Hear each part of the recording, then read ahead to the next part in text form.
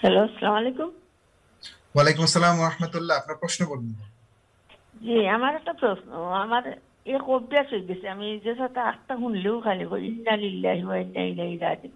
তো সেরকম আমার লইয়া আসুন, এটা তো মানুষ মরলে ফরন তুমি যে সাথে শুনলেও ওখানে ইটা কো।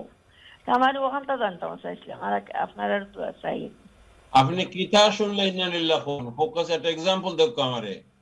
যেমন আস্থা কোনো খবর পাইলে কিবা আস্থা খুঁজতে আত্মনে পড়লে কিবা এমনিও কোনো আস্থা সেবাই দুয়ার মারলে গোসাই দেখি দুয়ার সেও দৌড়াইয়া উঠি আমার মুখে দিয়ে ইন্না লিল্লাহি ওয়া ইন্না ইলাইহি রাজিউন ওকে সময়।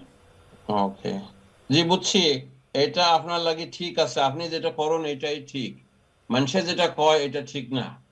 আল্লাহ রাব্বুল আলামিন সূরা বাকারার মাঝে কইছেন ইজা আসাবাতহুম মুসিবাতুন, যখন তাদের উপরে কোনো বালা মুসিবত আসে, কোনো কিছুর কারণে তারা ডরাইয়া যায়, অথবা কোনো হাত থেকে কিছু কোনো পড়ে গেছে, অথবা কোনো কিছু হারাইয়া গেছে, অথবা কোনো অসুবিধা হইছে, এরকম অসুবিধাজনক কোনো কিছু হইলেও ইন্না লিল্লাহি ওয়া ইন্না ইলাইহি রাজিউন কওয়াটাই হলো আল্লাহর নির্দেশ।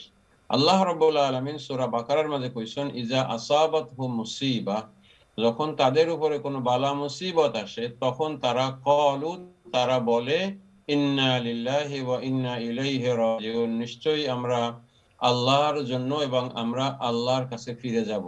আল্লাহ রাব্বুল আলামিন কোরআনের মাঝে এটা কইছেন না যে কেউ মারা গেলে কওয়া লাগবে। আল্লাহ বলছেন যখন কোনো বালা মুসিবত বিপদ মুসিবত যখন আসে তখন তারা ইন্না লিল্লাহি ওয়া ইন্না ইলাইহি রাজিউন বলে। কাজে আপনার এই নিয়মটাই ঠিক আছে, আপনার মুখ থেকে যে এটা ভালো অভ্যাস এবং আপনি এটার উপরে কন্টিনিউ করেন, মানুষের কথা শোনার কোনো দরকার নাই। আপনি সহি আমলের উপরে আছেন ইনশাআল্লাহ। আল্লাহ তাআলা আপনার কবুল আর মঞ্জুর করুক। আমিন ইয়া রাব্বাল আলামিন।